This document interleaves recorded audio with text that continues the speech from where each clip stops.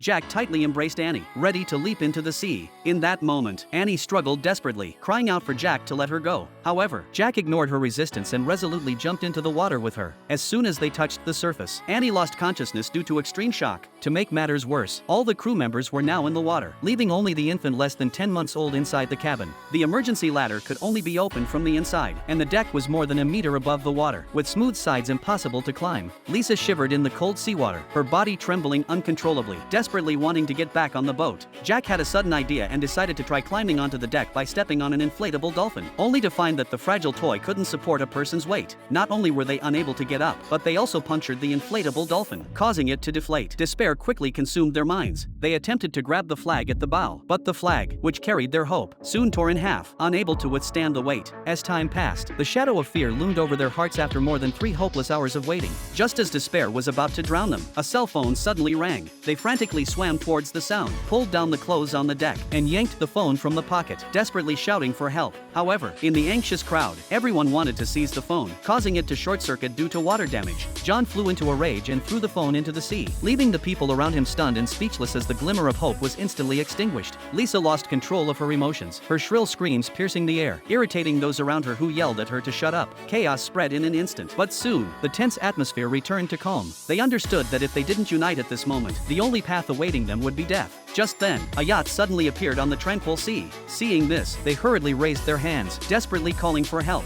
However, the people on the yacht mistook their actions for greetings and turned to leave. Watching their last glimmer of hope slip away, they once again sank into endless despair. They knew that their only way out was to save themselves. Immediately, everyone took off their clothes, cut them into strips with a knife, and roughly tied the fabric together. They planned to throw this makeshift rope towards the boat and wrap it around a pole. However, exhausted in the water, they couldn't muster any strength. The rope had barely been thrown halfway when it fell into the water, and a heavy sense of disappointment struck again. They adjusted their positions and gathered their courage to try once more. Finally, they successfully wrapped the clothing around the pole. Jack carefully prepared to climb, but his weight was too much for the rough rope to bear. In the next second, the rope made a tearing sound and snapped instantly.